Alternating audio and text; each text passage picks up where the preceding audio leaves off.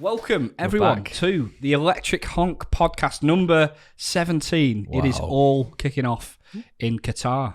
Over the last 2 weeks, there hasn't been that much like politics or anything really to kick off about other than involved what's going on in the World Cup. There has been stuff to talk about, but the World Cup stuff has kind of dominated the news a little bit. And I think we needed the world to settle down a bit so that the World Cup could take some like limelight. I think some so. lemon light. And it's not been pure football that's grabbing the headlines. There's been a lot of protests, hasn't there? Yeah, So hence the title, It's All Kicking Off in Qatar. Before I get into something that I've noticed from watching and listening to radio commentary of the World Cup, last week I admitted I was getting excited about it. You were on the fence saying you're a bit unsure if you're actually going to watch it. Have you actually seen any of it? No. Not even the England game? Actually, I kind of had the England game on and I've seen all the Spain goals. Okay. So yeah, you've got one eye on it. Yeah. Okay.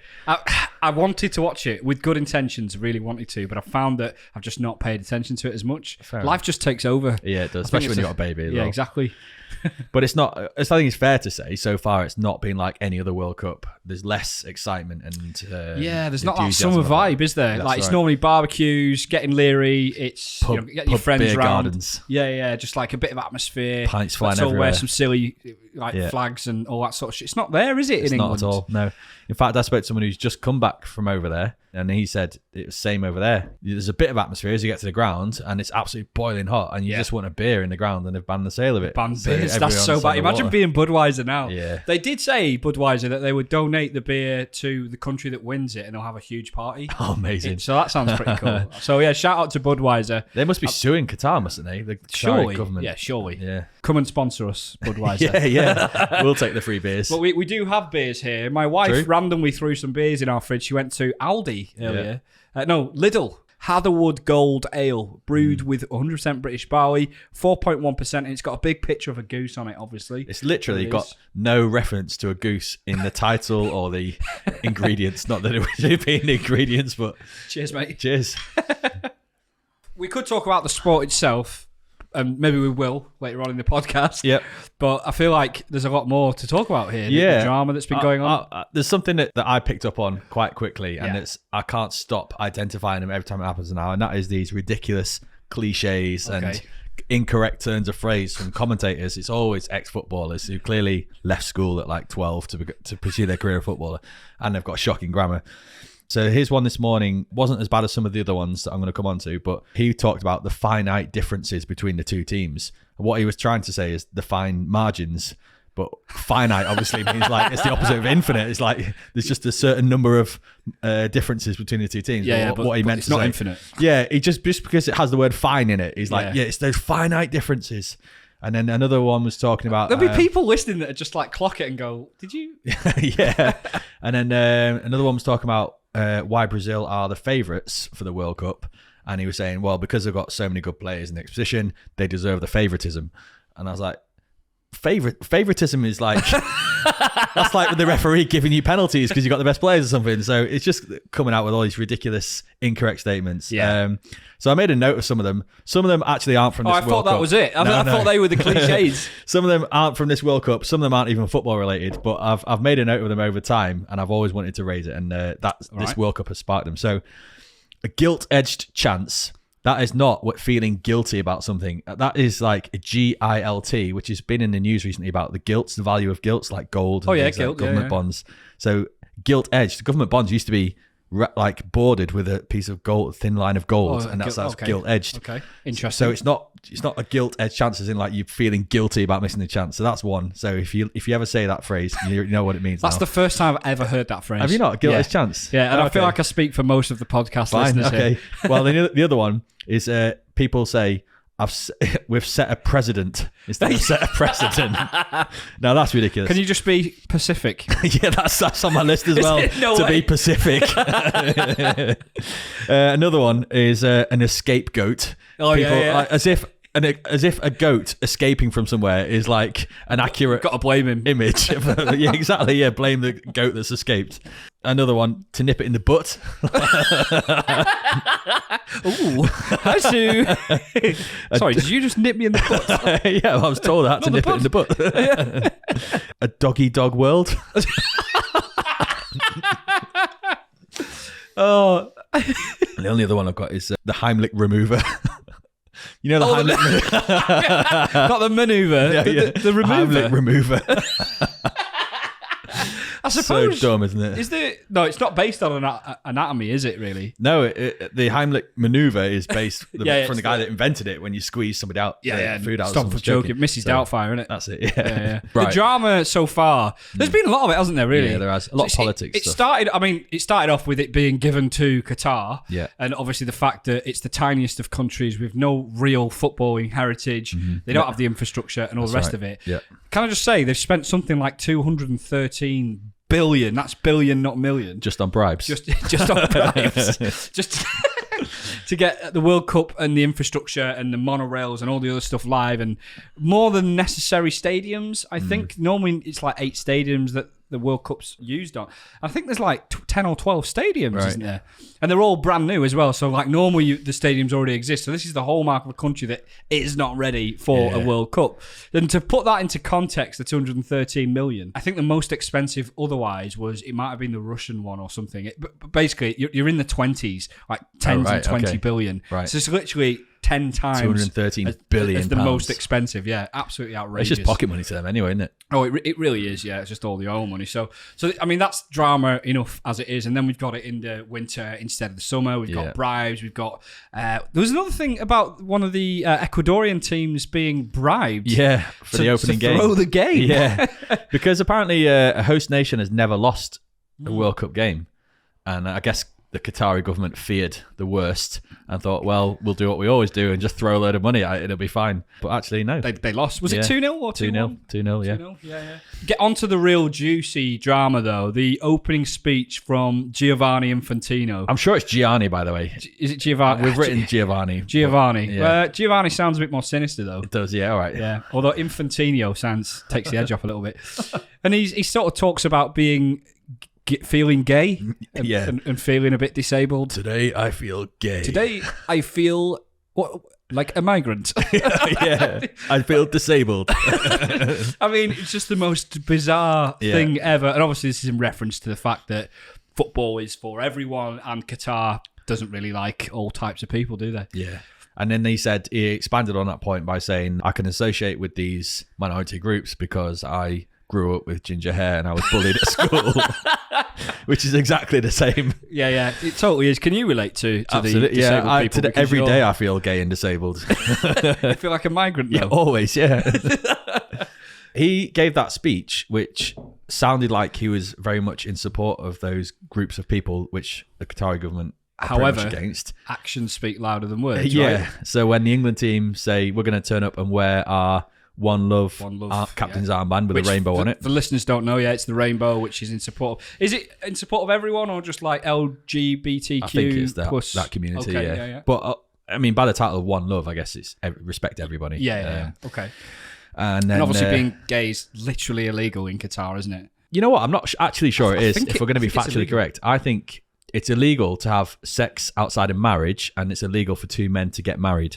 Oh, right, okay. So I don't think to actually just hold hands, have those feelings and hold hands, is actually illegal. And on that note, actually, apparently there's 72 countries in the world where homosexuality is illegal.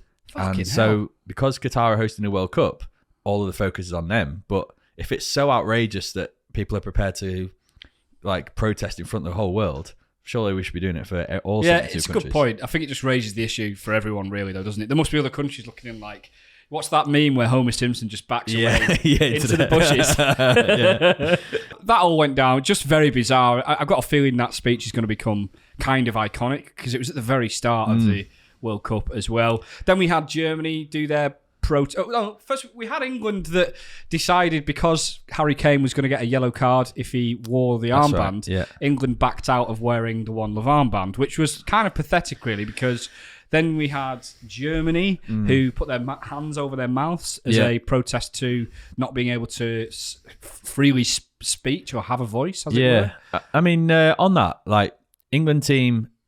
They did make a fuss about not being able to wear the armband, but that's not really taking a stance against Qatar on what they stand for. And so they've literally just backed down and said, all right, fine, we'll go along with your wishes, which is not really what most people were looking for as a sort of like leadership and influence from the England team. So the Germany team, a couple of days later, came out and they did their team photo with their hands over their mouths. Yeah, which was pretty epic, really, wasn't it? But then they have since come out and said that they're already worried. Like, I got the sense that they were like worried for their lives. Right. The way that they were talking, I'm sure it probably was not that, but some of the players were coming out and saying that they were already worried. So maybe they've had threats, death threats, stuff like that. Wow. It's kind of crazy, really, isn't it? It is. But I suppose when you go into a country where they've got a certain culture, but it's a global event, that they've got to accept that all these other cultures and opinions and freedom of speech is coming in. Yeah, well, they're looking at it from the other angle. They're saying, if you're coming to our country to watch the football tournament, please respect our culture. Wow. Yeah, so it's very closed mentality. We had the England-Iran game where the Iranians looked depressed. It wasn't just because they're about to get tonked by England. They were sort of not singing the national anthem of Iran, and I hear it wasn't because the national anthem of Iran is just really shit. There's actually no words to it. Isn't it? I don't know. That's why they weren't singing. Well, the media just got it wrong. Yeah. No, but they were taking a protest against their own government. Yes, women's rights, obviously. Yeah. The hijabs. A lot of women in Iran at the moment taking the hijabs off and getting killed. Is that how you pronounce it? I say hijabs. Hijabs or something. Hitchhikes. Whatever they're called. Don't make me a cliche.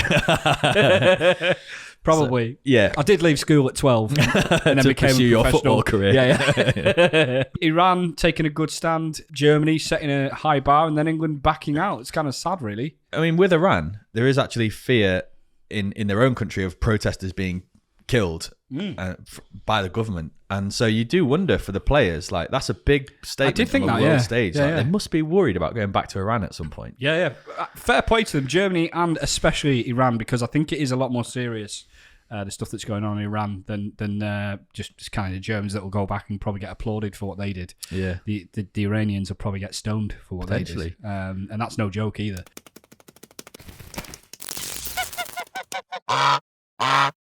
So yeah, lots of drama. There is some other drama as well. There's been some somewhat questionable mathematics in Qatar.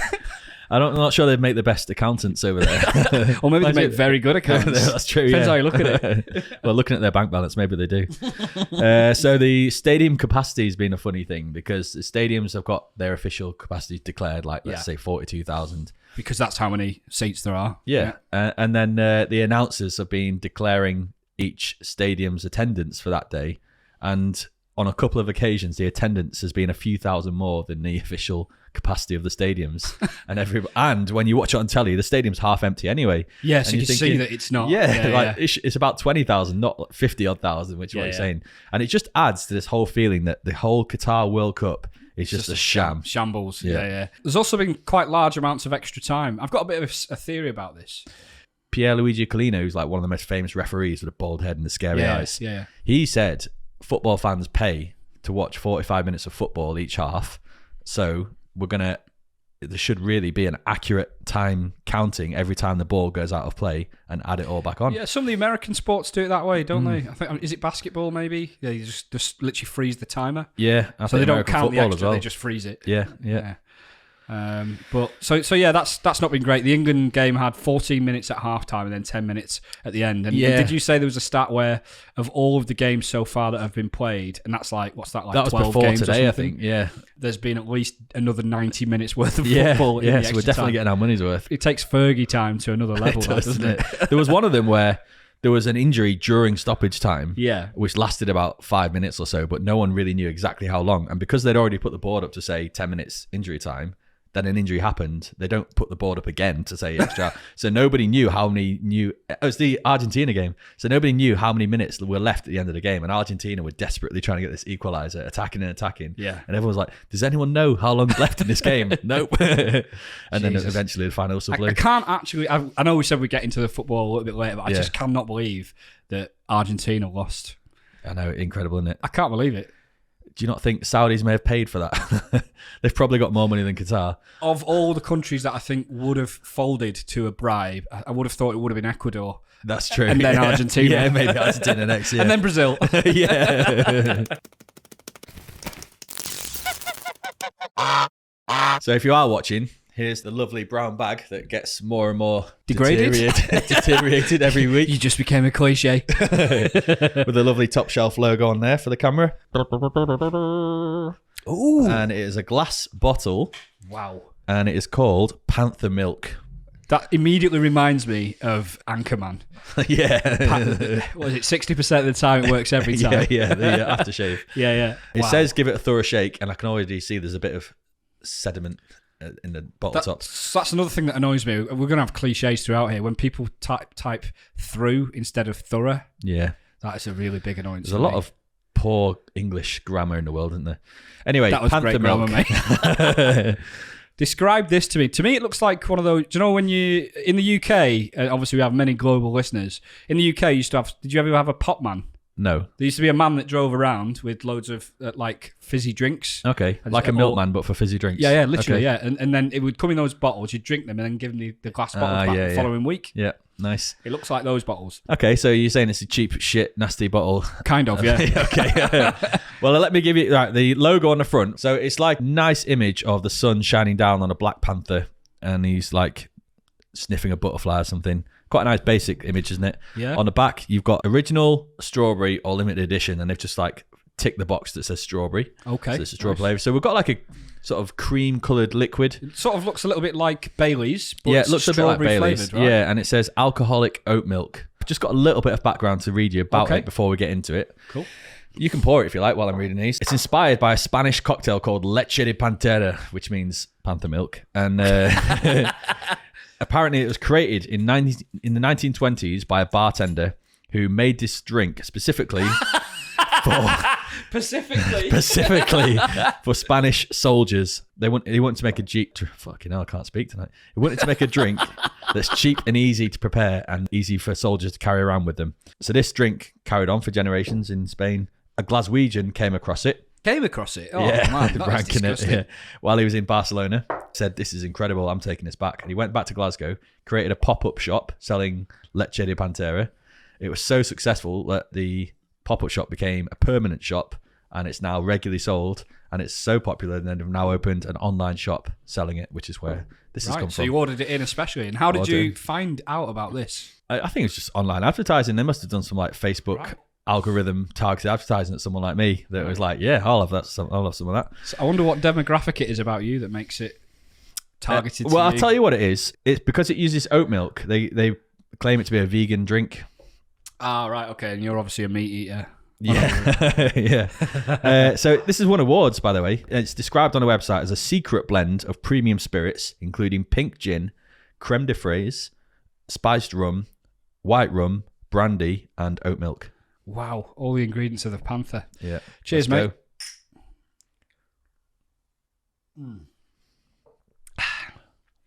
Oh, I love it. That is incredible. Is that the first time you've tried it? Yeah, first time I tried it. That could be a contender. It's gorgeous, isn't for the white velvet Disaronno. Yeah. I think because we've got the strawberry one. Yeah. It adds an extra nice little kick of flavour. Oh, I like that. That will definitely be making an appearance at the Electric Honk annual general meeting. 15% alcohol, £25 from the Panther Milk website. Amazing. Well, shout out to Panther Milk. That is an absolutely glorious drink. Yeah. Amazing. Lovely. We'll have another one of them later. If you're ever in Glasgow, look out the Panther Milk. We do have a lot of Scottish bar. listeners. We do actually, yeah. Yeah.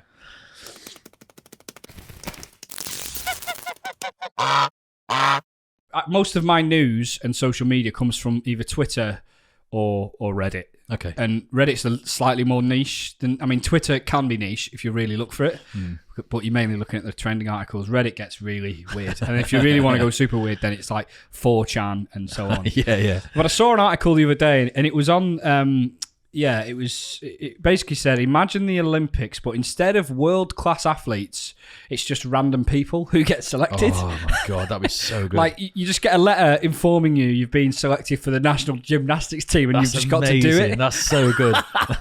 So I wanted to just ask you, it's just a small thing, what sport would you most like to do if you was selected for the National Olympics? Well, football's sort of an Olympic sport, isn't it? But yeah, it's a bit of an obvious answer. So I think I would like to have a go with the whole world watching.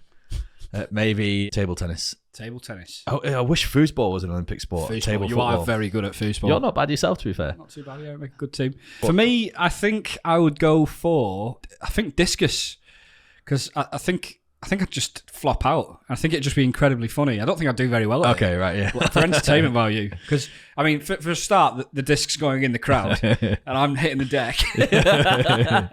So, yeah. All right, so you're not in it to win the medals for Great Britain? No way. Okay, fine. No. That's such a great idea, though, because like in Greece, they used to have the Senate that consisted of like general members of the public that would, oversee the new laws being brought in and stuff like that. And that's a good idea, I think. And then to do that with sport, with like the whole world watching, is such a great idea. It would be so funny, wouldn't it? And then to not attend is like a criminal offence. It feels to me like that's like a $1 billion idea waiting to happen. If someone could actually make that happen and do the promotion for it. Electro Olympics. Oh my God, yeah. Like the postcode lottery. You've got to like pay £1 to be selected, and then you put your name down. You know what? And over decades, you would actually get to see which country is like the most athletic. Just naturally. Yeah. I've recently got back from Copenhagen, and I feel like the Swedes, the Denmark and Finland. Yeah. I just feel like I don't think we saw a single fat person. Like you get the same in like Croatia and like the sort of Mediterranean countries as well. Like they're all really lean and absolutely menth. Yeah. So I just thought I'd mention that there. We've got. Suella Braverman, she's been in the news lately. I mean, she's always in the bloody news at the moment, but she could not explain how a immigrant can safely pass through into the UK. They couldn't explain the policy. And the guy was asking, and to be fair to him, he was very diplomatic about how he asked it. He was saying, if I was from the African continent, didn't say a specific country, he said, how would I pass it safely into the UK?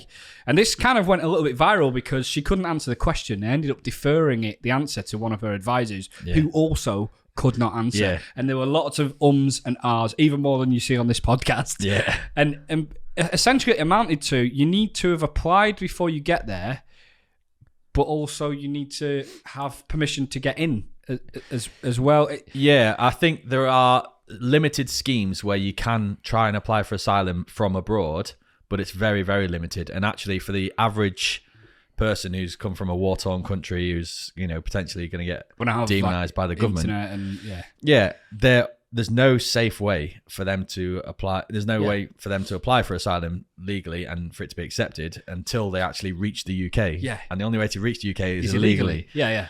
And if we sound like we don't know about this, it's because neither does the government. Yeah, exactly. Yeah. And what's hilarious though is so now we know the only way to try and claim asylum in the UK is to get here illegally on the boats. They're actually driving demand, aren't they? They actually, that's the only way to actually get here safely and claim asylum. So there was a headline today of the net migration to the UK is the highest it's ever been. Yeah. It's the highest on record.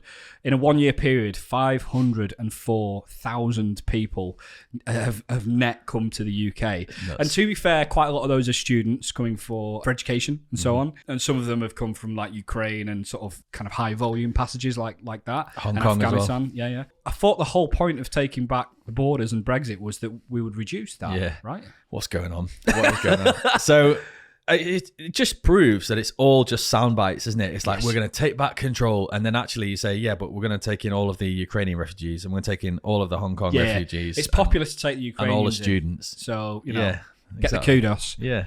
people from the African continent, apparently, the government doesn't think is as popular. Actually, we want to send our rejects over to Rwanda, right? Yeah. So let's send our people to there, not the other way around. It's just an absolute joke, a total shambles of a government. And Suella Braverman, she's just showing her true incompetent colours. She shouldn't even be in office because she's been leaking files, top secret files. She's an absolute data breach on legs, isn't she, really?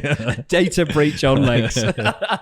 Like, seriously confidential files as well. And just like sending them to random people's emails, like an MP's wife or something like that to her personal email. It's just unbelievable. Yeah. Oh yeah. Ronaldo is the first footballer to score in 5 separate World Cups. That's mind blowing, isn't it? It's not mind blowing that he's the first. Like, no, it is mind blowing. He's the first. I don't know where I was going with that. I think it's mind-blowing that it's taken so long for someone to get to 5. Yeah. Because that implies that, A, not that many people would even play in 5 World Cups. You've got to start incredibly young. But separately, that you play at such a level that you can also start in the World Cup and also score. Yeah. So that's really impressive that a 37-year-old Cristiano Ronaldo can do that. I wonder how many players have actually just played in 5 World Cups. Maybe some goalkeepers. Yeah. Didn't Ronaldo, the original Ronaldo, didn't he play in like at least 4, maybe 5? Yeah, he must have done, because he burst on the scene as a teenager and played quite late, into his 30s. Yeah, so that's quite impressive, but Ronaldo's been in the news for other reasons lately. Yeah, he's parted company with Man United after his Piers Morgan speech or interview, where he basically laid into Manchester United and the owners and everything, basically. Man, that was just a great fuck you to Man United, wasn't it? It was like, he knows he's played his last game. Yeah.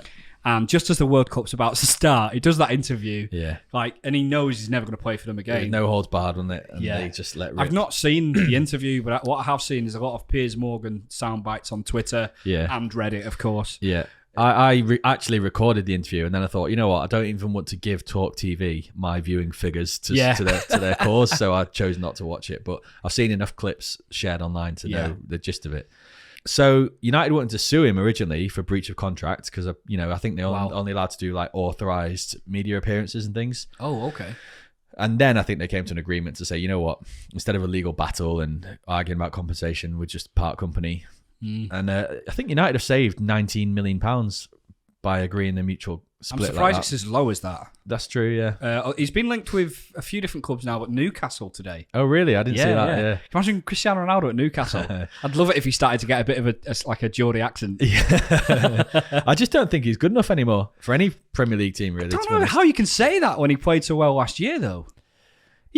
What did he get, like 19 goals or something last year? Yeah, but I think there were still... That was in the shit Man United squad as well. Yeah, but there were still signs last year that he was on the decline. There was a lot of like missed kicks or sprints where he was beaten by an averagely paced defender and things. And I just thought he's not the Ronaldo anymore. Right. He's not United level. So you think it's a bit of a blessing in disguise? I mean, he's not been happy for a long time. I do think it's disrespectful of Ten Hag to have treated him the way he did.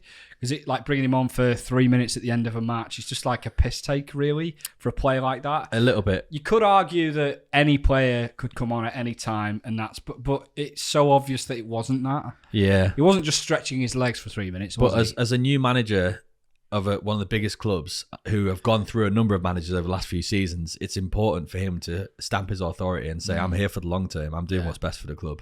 I'm not going to show the world that players are bigger than the boss, and I think he's made the right decision. Yeah, this has really divided Man United fans. A lot of people are saying that he needs to go, that the club needs to do something, and then there are other people that are saying that he's super disrespectful, Ronaldo, and that they're glad he's gone, and it's the best thing to happen for years. But it's like it feels like United have always got some sort of major trouble like that. Like before that, it was like Harry Maguire stuff, and of course he's gone to the World Cup and started playing really well so far since he's come back. It's like he turns up in an England shirt. Yeah, definitely. But not in a Man United shirt. For Man United.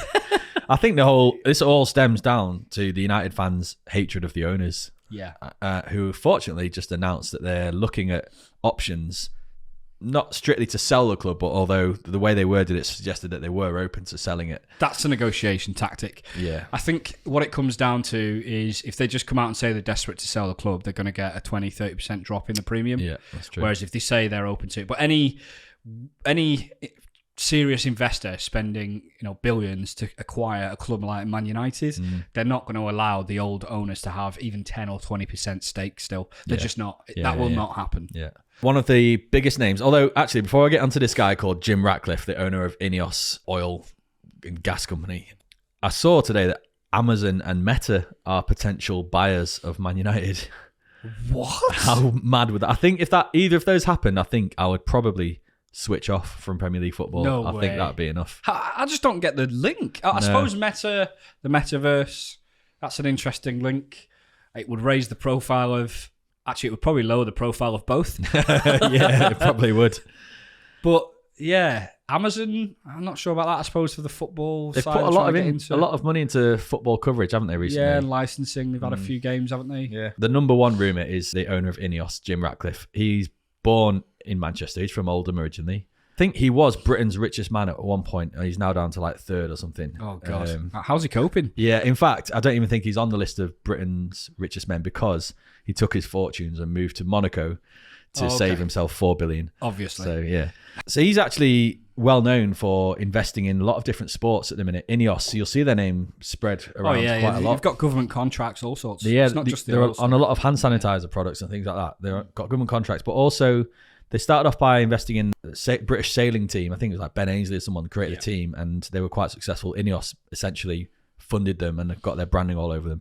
Then they moved into the world of cycling and bought out Team Sky, which is like they got big with Chris Froome and Bradley Wiggins winning Tour de France. He's also bought Nice FC, which isn't... I did not know that. They're not massive, but they're in the top division, and it's one of the most beautiful places of France. So he's clearly got a lot of potential there. Is it near Monaco? It's the south coast, yeah. It's not far from there. It actually is, yeah. It's not too far away. He's got a big stake in Mercedes, Formula One team. Okay. So you'll see Ineos branding on their cars, and also the New Zealand rugby team, which is like probably they've got the reputation for being the most efficient winning machines that's ever existed in any sport. So he's made a lot of smart, except for you and I in the National Olympics. Yeah, exactly. Yeah. So he's favourite to buy Man United. He's a Man United fan though, right? Man United fan, and he's got them funds to do it. So that's good. However, I'm a big fan of unionism and support the workers. This must tear you apart because you're also a United fan, aren't you? I am, yeah. And I'm not sure how comfortable I feel with an oil company owner who's also like one of the biggest lobbyists to government policy. He's a Brexiteer as well. So he wanted deregulation from Brexit. He wanted the government to back all of the fossil fuel industry and everything. So he's a bit of a villain as well, in my eyes. Wow, I'm surprised at that because I know, well, not because I know how you are and your ethics and so on, but I know you're also a big Man United fan as well. So yeah, I wonder if I'll end up like Newcastle fans, say, throw all your morals out the window. I don't care if it's the Saudi government. We just bought Ronaldo. Yeah, exactly. Yeah. As I was doing a bit of research on him earlier, I found out about a famous standoff he had with a union at one of his oil refineries in Scotland called Grangemouth. So the union there threatened strike action because they were threatening to cut jobs, they were threatening to reduce their pensions and all this sort of stuff. So the union's like, we're not having any of it. We're threatening to go on strike. So in response, Jim Ratcliffe shut down the factory and said, "You're not coming to work." That's like the reverse strike, like the factory owner shutting down the factory saying, "Well, you're not coming to work." And then he said, "And actually, if you're, behaving like this, I might even just shut down the factory for good because we're not making enough profit from it. Unless we go through with all the staff redundancies and things, it's going to be pointless keeping it." That made all of the workers think, "Oh God, that's actually our livelihoods. Do we really want to go through with this union action?" And then, did they do like a vote then or something? Or the unions voted to go on strike, and so that was in the pipeline. Okay. And then Jim Ratcliffe said, "See what you did there, pipeline, yeah, great." Then Jim Ratcliffe said, "Well, I'm just shutting down the factory. You can't even come to work even if you want to anymore, and you're not getting paid." Then, without negotiating via the union, Jim Ratcliffe and his company sent emails out to all of the staff saying, "We're going to offer you 15 grand to come back to work as long as you sign a contract to say you're not going to strike again, you're agreeing to the pay freeze, you're agreeing to the pension reduction, and you're not basically going to have any of your union rights, and we're going to ban any union full-time staff from entering the site." Wow. So the union advised all of its members to reject that out of hand and say, "No, let's stick together, guys." Why. Yeah. And actually a third of the workers agreed to the terms. They actually feared for their jobs and their livelihoods and thought, "You know what, I'm taking it. Wow. Screw the union, I'm taking the work." Which then reduces the union strength by a third. Mm-hmm. So they haven't really got a leg to stand on anymore. Basically, he's managed to untie the strength of a union Wow. by getting the workers to consider their own individual circumstances. And the union basically ended up going back to Jim Ratcliffe saying, right, we've got nothing, we concede to all of your demands, please just let us keep our jobs. Wow. So the minimum for the union ended up being just keeping the job. Yeah. What? They conceded to all of Jim Ratcliffe's demands. So they lost all their pensions, they lost the pay freeze argument. Imagine him and Ten Hag in the United dressing room. Yeah. That's quite a force to be reckoned with. Yeah, he's clearly a really smart guy, and he's actually a rare case because he's from a really working class background. Like I think one of his dad was a carpenter and his mum was a teacher or something like that, and from a poor part of Manchester. But he just seems like such a villain, the way he treats staff. Isn't there a common theme here of all these billionaires treating staff like absolute dirt? Yeah, I did see a stat recently where I think it was some viral American presentation where they were explaining about inflation being not really due to like rising costs per se, although that does compound it, but there was excessive profits. So the inflation wasn't just the costs, it's just excessive profits for the companies.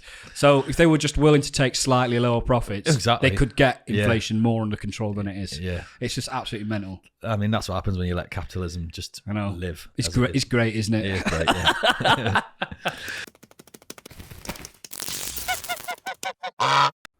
It's Goose News. Nice. Okay. Bit of French. C'est une nouvelle pour loi. Oh my God. How many syllables? The mystery of the London Underground level 5 goose warning. Wow. Did you ever see the level 5 goose warning on the underground signs? No, it went viral on Twitter. So since 2015, an image has been doing the rounds of a London Underground sign which contains a picture of a goose which reads level 5 goose warning. The goose on platform 5 is violent and has claimed the platform for its own. Please avoid. And people loved this and started sharing it all over Twitter. These are the whiteboards that are on the London Underground. That's it, yeah. That they get changed, and there's sometimes political messages, sometimes jokes. That's right. So some people were commenting in support of it. One man tweeted, I believe a level 10 goose warning is when they develop laser eyes and start shooting people from afar. I've only seen it once and I'm thankful I survived. So mylondon.com approached the Transport for London for an official response to see what they knew about the sign. They replied, I can confirm that this poster is not genuine and hasn't been used anywhere on the London Underground network. I believe someone may have photoshopped the text onto one of our posters, as there are signs of this when the image is zoomed into. So there we have it. Right. The poster's not an official TfL warning about geese, and the image may resurface from time to time. That did it? Possible, yeah.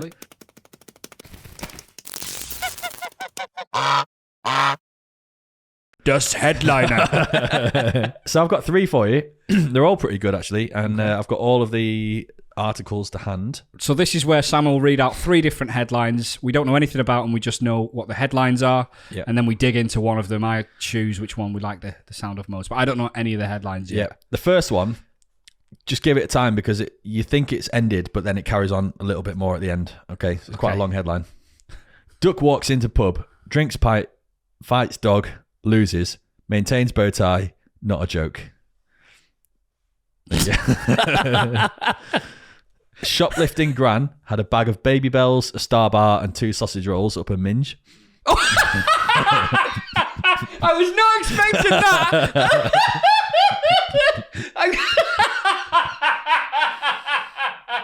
Fucking hell. What a fucking curveball that was. Mum left in hospital for days after dog pooed in her face as she slept. Oh my God. What was the first one again? Oh, the goose. Duck walks into a pub, drinks a pint, fights a dog, loses, maintains bow tie. Not a joke. Yeah, we can't go with ducks, can we? Not on this podcast. No. And I think the hospital one sounds pretty self-explanatory, although I would love to explore that on my own personal time. I think we're going to have to go with the Granny Minge one. Okay. So what a fucking headline. In the challenging conurbation of Crewe, shoplifting is not unknown, and Brenda Dixon's illegal haul of a bag of Baby Bell mini cheese, a Star Bar and 2 sausage rolls was not the Cheshire town's crime of the century. What staggered magistrates most when she appeared before them for petty theft was the receptacle she chose to carry her ill-gotten gains in. Ill-gotten gains? Her baggy minge. Oh my God. Dixon was arrested after causing a boozy disturbance outside a bargain superstore. and a subsequent internal investigation carried out at the local cop shop by a female officer turned up her fanny-hidden hoard of stolen goods. This writer. At one point, during her hearing, the stunned chair of the magistrates asked the prosecution to repeat exactly where the defendant had put the items in question. Dixon, who admitted a public order offence and 3 counts of theft, was bailed to reappear in the new year after a request for social inquiry reports. Stephen Hawking, when he was alive, held a time travellers convention. So a conference for time travellers. He advertised it after the event and no one turned up. Just proof that there are no time travellers. Absolute proof. Yeah. That's pretty cool. The average sperm cell contains about 37.5 megabytes of data. Wow. There are about 100 million sperm cells per milliliter. The average ejaculation is about 2.25 milliliters. Wow. I mean, seems a bit low to me, but whatever. This makes the average bandwidth of the human penis 1,687 terabytes per second. Jeez. So just a That's little good to know, isn't it? Random fact. But why is my internet so slow at home? Need to spaff on the router. Yeah. Right, okay. I want to tell you for pork scratchings about a guy, Franz Reichelt. This is a guy who was Austrian born. He was a French tailor, inventor, and parachuting pioneer. Do you know about this? No, hold on. He's called Franz Reichelt, and he's French. Franz Reichelt. He changed his name. Okay. He did change his name. Right. So he was originally called Franz Reichelt. Okay, so this is a guy that was born in October 1878. He died in 1912. The way he died was quite interesting because this guy was an inventor and he was trying to... Like 30 odd when he died. Yeah. He was very young. Okay. He invented a parachute that popped out of your flight suit. And the idea was that this suit would be for pilots in the war and so on. So, and this was before the traditional parachutes that you see now were as popular as they are, and it just wasn't there. So there was incentives and prizes for people to invent these, and it basically was like a parachute rolled up into a suit. And the idea was that you could still walk and run and be sort of relatively maneuverable with this suit on. So he got famous because he was remembered for jumping to his death from the Eiffel Tower while testing a wearable parachute of his own design. That's amazing. Yeah. So Reichelt had become fixated on developing a suit for aviators that would convert into a parachute and allow them to survive a fall should they be forced to leave their aircraft in midair. Initial experiments conducted with dummies dropped from the 5th floor of his apartment had been successful, but he was unable to replicate those early successes with any of his subsequent designs. And we do have some pictures as well here. So I'm going to show some pictures of what this looks like. As if you wouldn't do the dummy off the Eiffel Tower first before trying out on yourself. Well, we'll get into that. Duvet sheet strapped to your back. Kind of is, isn't it? Yeah. It's like the sheet that no one can get on the ground sheet. Yeah. But it does roll up to be like that. Oh, so wow, yeah, okay. That looks wearable. See here, it rolls up to be quite a nice kind of sort of size. Yeah. It just looks like he's wearing some sort of Mr. Blobby suit or something like that. So here we go. So on February the 4th, he made it clear that he intended to jump personally rather than conduct an experiment with dummies from the Eiffel Tower. Now, the Eiffel Tower has commissioned lots of experiments like this for dummies to be thrown off with things like parachutes and stuff like that. So this was quite a normal thing, but he hadn't made it clear to the authorities that he was going to jump off himself. And on the day, he decided to jump off himself. He obviously knew already that he was going to do that. He had that much confidence in his own invention that he jumped off. Wow. Now, I just want to say, I saw this on History Memes on Reddit, obviously. Yeah. So I don't know why this is a meme, but there was a GIF of him jumping off. So this was also filmed. It's one of the earliest footages as well. So there's a footage of him climbing onto the top. So there was someone filming from the top, and then there was also footage of him dropping down from the second level of the Eiffel All in black Tower. and white, presumably. Obviously all in black and white.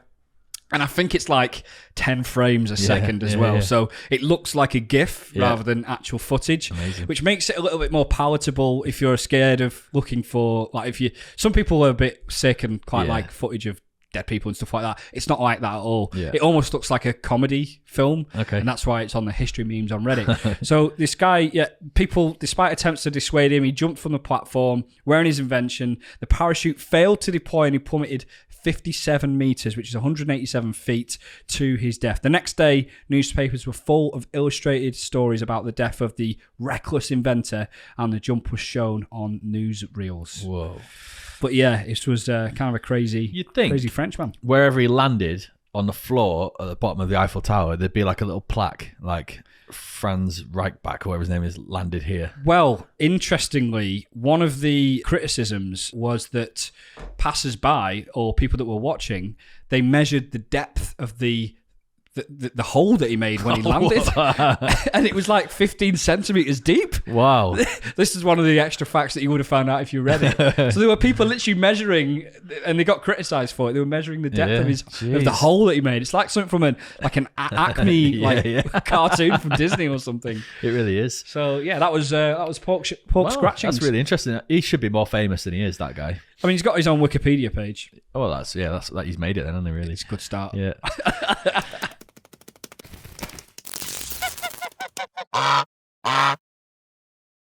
I read today, this migrants thing we were talking about earlier, we've got record-breaking migrants. Well, you can do a test online. If you move to the UK and you want to request to become a UK citizen, part of that process... I mean, why would you ever do that right now? Yeah, apparently 500,000 people net are doing that. If you want to become a UK citizen legally, part of that process is you have to pass a UK citizen test. Okay. I did it, but you need to get 75%, and I only got 6 out of 10. So you got 60%, so you're not a true British. Yeah, exactly. According to the government. That's right. And you're going to give me the test, I'm going to read out the 10 questions that I have to answer. Another thing is, to do this test, it costs 50 quid.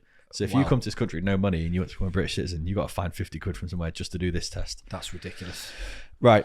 Which territory is not part of Great Britain? England, Scotland, Wales, Northern Ireland. Northern Ireland? Correct. 1 out of 10. Which... I felt like that was a trick question. Which Prime Minister created the National Health Service? Margaret Thatcher, Clement Attlee, Winston Churchill, or Harold Macmillan? Harold Macmillan? Nope. Clement Attlee. He's like nearly said that. Famous Labour, like left-wing guy. And he took over just after Winston Churchill. Okay. At the beginning of the 19th century, who had the right to vote? Men and women over 21, only men with a certain amount of property, only men over 21, or only men or women with a certain amount of property. The second to last one, men over 21.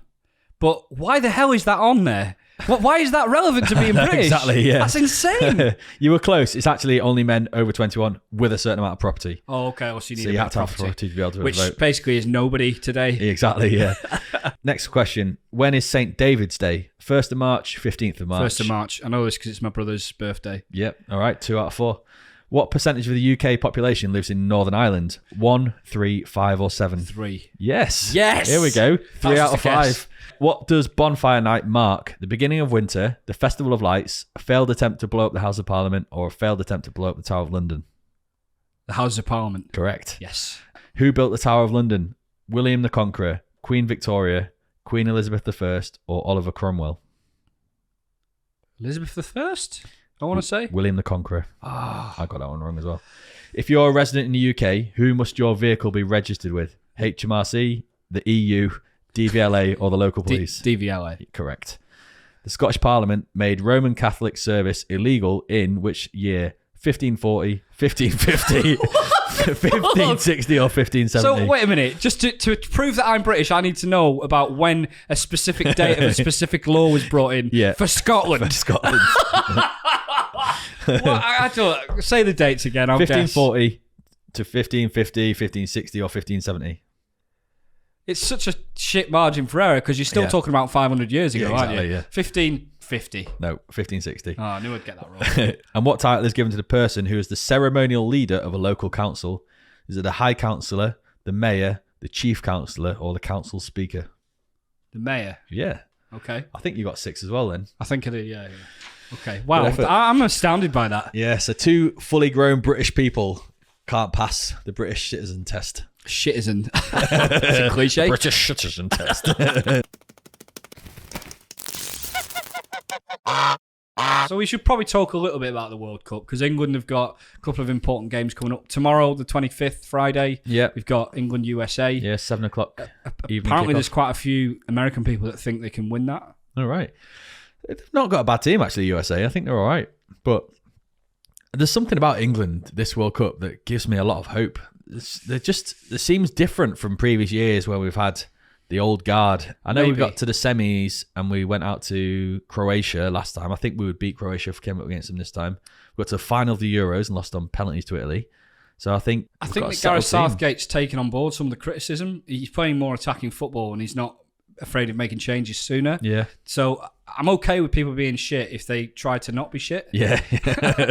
And that was my big criticism of Southgate for the Euros, is that it was all in his hand. We covered this, I'm sure, on one of the podcasts, that he left it too late to make the changes in the games that would have impacted. So, for example, bring Grealish on it in the 80th minute rather than the 60th minute and so on. Yeah. So, and it seems like he's not doing that as much now. I know we don't have a lot to go off because we beat Iran, what was it, 6-2. 6-2, yeah. 4-1. And it's Iran, like anyone could beat them 6-2. Yeah, I was disappointed we let 2 goals in. And I was quite happy to see Southgate get annoyed at the fact that they let 2 goals in. Yeah, I think there's a lot right about England these days. Yeah, and Jude Bellingham. What a player. So good. Yeah, he can't be at Dortmund for much longer, can he? He's got Man United. No, Dortmund are Liverpool's feeder club anyway. That's true, yeah. If England do beat USA, they'll be through, so they won't need to put all the strongest team out against Wales. Yeah. Harry Kane picked up a knock, actually, in the first game against Iran, so we're waiting to see how fit he'll be for the USA game. Whether we rest him and put all our eggs in the Wales basket, who knows? We'll see. Interesting. Wales, do you think we'll beat Wales? We should be beating Wales. If we've already beaten USA and we rest most of our big names, I think Wales could get a point, maybe even win, and they could go through second in the group. Would we throw Wales a solid? Potentially. If they needed it. Yeah. That's an interesting dynamic, isn't it? Yeah. Who do you think is going to win the World Cup? I was leaning towards Brazil before it all started. Okay. They're playing Serbia tonight. I think they might have beaten them. So they look like a good bet. As I think the way it's panning out, if Argentina would have topped their group, which is looking unlikely now they've lost to Saudi Arabia, if both of them had topped the group, they would have met in the semis.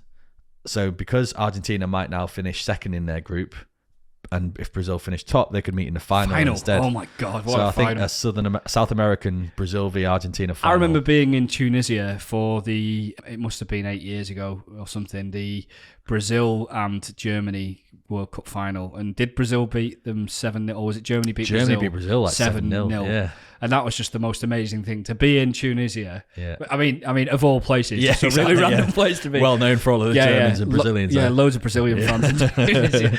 But watching it in a random bar and just them getting absolute tonked. It was like euphoria. Yeah.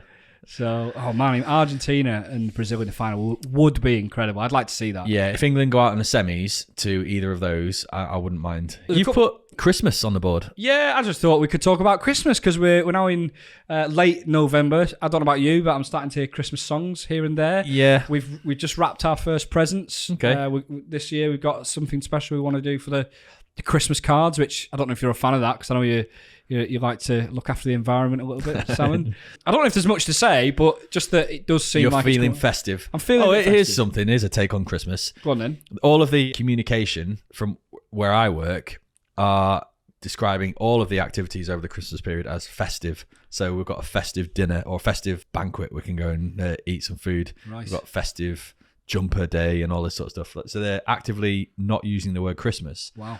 Which has wound a few people up. Not me so much. Like I don't care that much about it, but I can see where they're coming from because it's not even like a term that should really offend anyone. It's a time of year when a specific event you think happens. your work's being woke about it? I think so. Do you not? Why else would you not use the word Christmas? Is that something that you've just noticed, or have they told you that they're going to do that?